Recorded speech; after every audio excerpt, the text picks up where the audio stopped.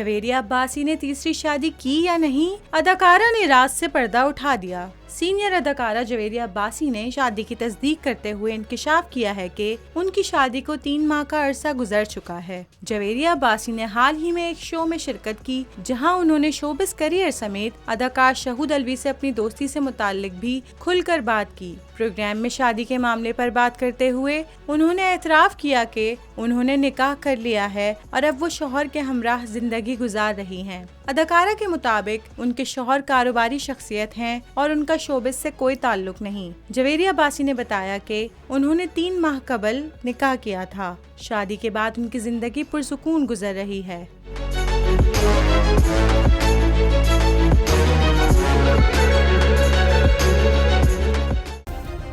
Subscribe करें और bell दबाएं ताकि कोई खबर रह न जाए।